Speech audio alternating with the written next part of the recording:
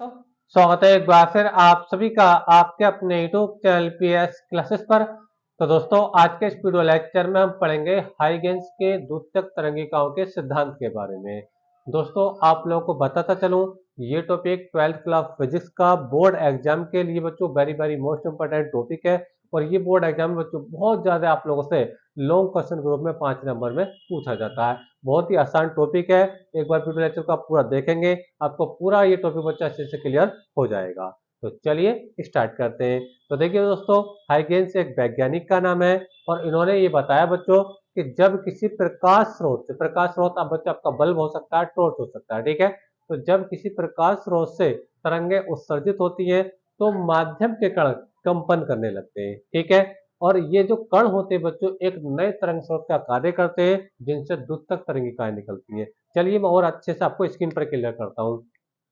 तो मान लीजिए बच्चों हमने कोई प्रकाश स्रोत यानी एक टॉर्च ले रखा है, इसको बच्चों हमने ऑन कर रखा है, ठीक है। अब ये जो इससे तरंगे निकल रही है बच्चों, इन तरंगों को बच्चों बोलते हैं हम प्राइमरी तरंग, मतलब प्राथमिक तरंगे। क्या बोलते हैं बच्चों? प्राथमिक तरंगे बच्चों हम इसको बोलेंगे, ठीक है। अच्छा, अब बच्चों ये जो तरंगे हैं, अब ये किसी तो जो टॉर्च है किसी न किसी माध्यम में जल रही है, यानी मान लो ये वायुमंडल में जल रही है, ठीक है। तो वायुमंडल में क्या होता है बच्चों, बहुत सारी गैसें होती हैं, ठीक है, ऑक्सीजन के पार्टिकल होते हैं। तो मान लीजिए कुछ पार्टिकल में गैसों के या ऑक्सीजन के पार्टिकल बच्चों में यहाँ पे ये बना रहा हूँ, ठीक है। अच्छा, अब जैसे ही बच्चे प्रकाश की तरंगे यहाँ पे जाकर इन कणों से टकराएंगी तो ये जो कण होंगे ना, ये कंपन करने लगेंगे। क्या बच्चों ये करेंगे बच्चों, कंपन यानी वाइब्रेट करेंगे, ठीक है।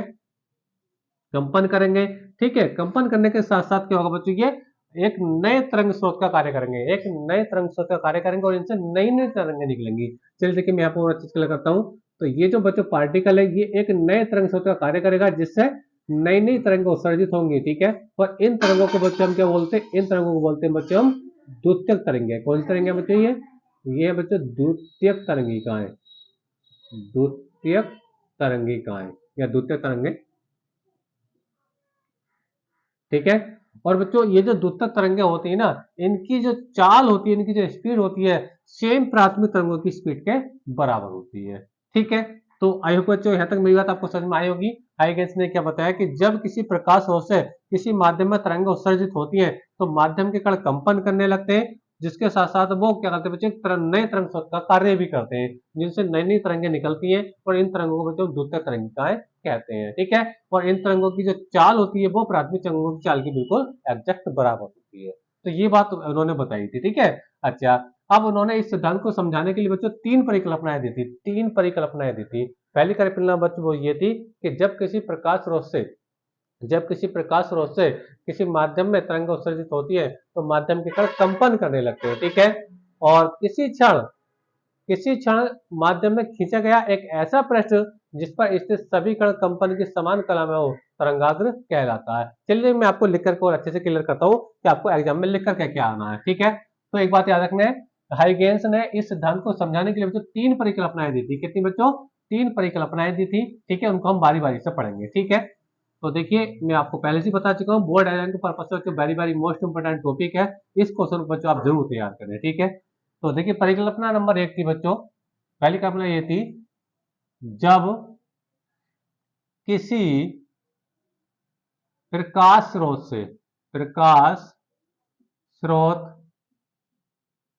से प्रकाश स्रोत से तरंगे तरंगे उत्सर्जित होती हैं, तरंगे उत्सर्जित होती हैं, तो माध्यम के कण माध्यम के कण कंपन करने लगते हैं, कंपन यानी वाइब्रेट करने लगते हैं, करने लगते हैं, ठीक है। किसी क्षण किसी क्षण इन्वर्टेड को हम लिख लें यहाँ चाहे, किसी क्षण माध्यम में माध्यम में खींचा गया खींचा गया वह पृष्ठ वह पृष्ठ जिस पर स्थित प्रत्येक कण कंपन की समान कला में हो, कंपन की समान कला में हो, समान कला में हो, कोमा तरंगाग्र, तरंगाग्र कहलाता है, तरंगाग्र कहलाता है, कहलाता है। ठीक है, तो ये इसकी बच्चों पहली परिकल्पना थी। ठीक है, अच्छा दूसरी परिकल्पना क्या देखिए, तरंगाग्र पर स्थित। चलिए देखिए मैं एग्जांपल के माध्यम से समझा रहा हूँ। मान लीजिए ऐसे एक क्या बच्चों एक बिंदु स्रोत है। ठीक है, अब इससे क्या निकल रही है, तरंगे निकली, इससे क्या निकल रही है, तरंगे निकल रही है। ठीक है, तरंगे निकलेंगी तो हाइगेंस के अनुसार ये तरंगे ये माध्यम के कणों से जाकर टकराएंगी।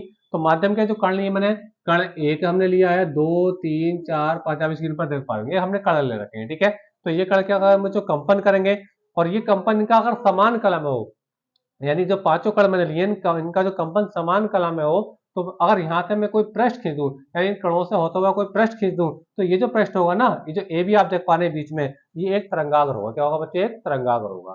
ठीक है, समझ में आप लोगों को मेरी बात। अब तरंगाग्र पर जो ये जो कण है 1 2 3 4 5 जो कण लिए, ये एक नए तरंग स्रोत का कार्य करेंगे, जिनसे नई नई तरंगे निकलेंगी, जैसे कि मैं आपको भी पहले बता रहा था। ठीक है, तो ये प्राथमिक तरंगे हैं जो प्रकाश स्रोत से आ रही है, और जब ये तरंगे इन कणों से जाकर टकराएंगी, तो इन कणों से बच्चे क्या निकलेंगी, नई नई तरंगे निकलेंगी, यानी सब दिशाओं में क्या निकलेंगी, इनसे भी ये नई नई तरंगे निकलेंगी, और इन तरंगों की तो हम दूसरे तरंगा कहते हैं।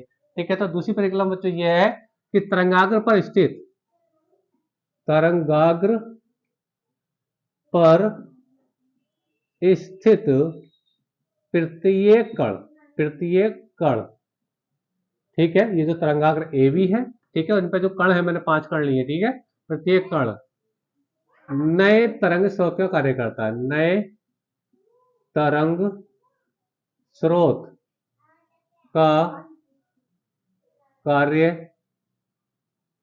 करता है,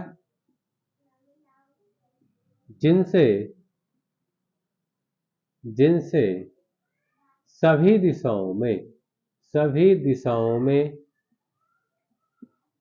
दिशाओं में तरंगे उत्सर्जित होती हैं, तरंगे उत्सर्जित होती हैं,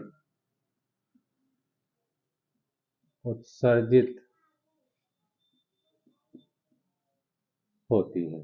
ठीक है, तो ये दूसरी परिकल्पना थी, यानी तरंगाग्र पर स्थित प्रत्येक कण, जो मैंने 1 2 3 4 5 कण लिए, ठीक है, ये एक नए तरंग स्रोत का कार्य करेंगे। ठीक है, और इनसे जिनसे सभी दिशाओं में तरंगे उत्सर्जित होंगी, और इनसे जो उत्सर्जित होने वाली तरंगे होंगी, यानी इनसे जो तरंगे निकलेंगी बच्चों, इनसे जो तरंगे निकलेंगी, ये होंगे बच्चों द्वितीयक तरंगे। ठीक है, बात समझ में आप लोगों को, ये दूसरी परिकल्पना थी। आज लिखेंगे बच्चों तीसरी परिकल्पना क्या थी।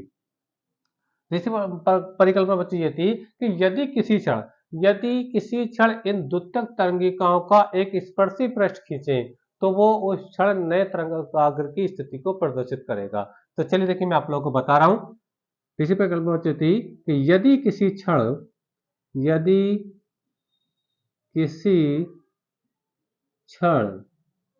इन द्वितीयक तरंगिकाओं का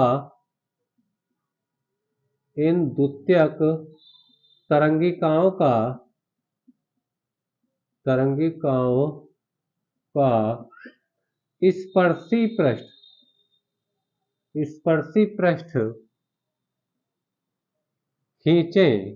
खींचे, तो वह नए तरंगाग्र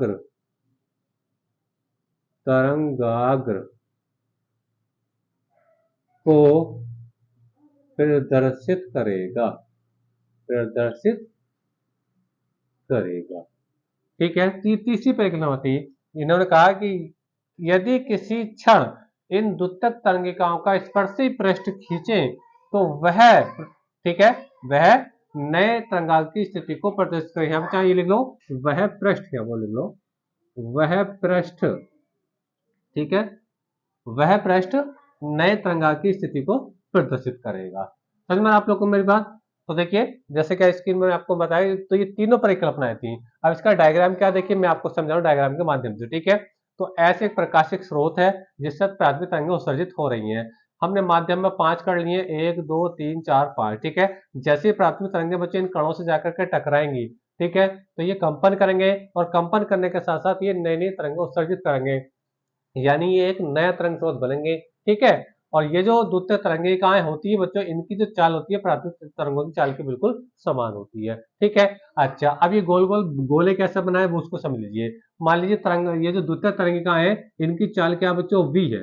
ये जो द्वितीय तरंगिका स्क्रीन पर देख पा रहे होंगे, मैं थोड़ा ऊपर लिख देता हूँ। ये जो द्वितीय तरंगिका बच्चों आप देख पा रहे हैं ये वाली, ठीक है, इनकी जो तरंगों की जो चाल है वो क्या बच्चों, वी है, ठीक है। और मान लो हमें टी समय पश्चात, हमें टी समय पश्चात तरंगाग्र की स्थिति को देखना है, ठीक है। तो टी समय में कितनी दूरी चल जाएंगी ये, टी समय बच्चों की ये चलेंगे बच्चों बीटी दूरी, क्योंकि चाल और दूरी बना कितना, दूरी होता है बच्चों चाल गुणा समय।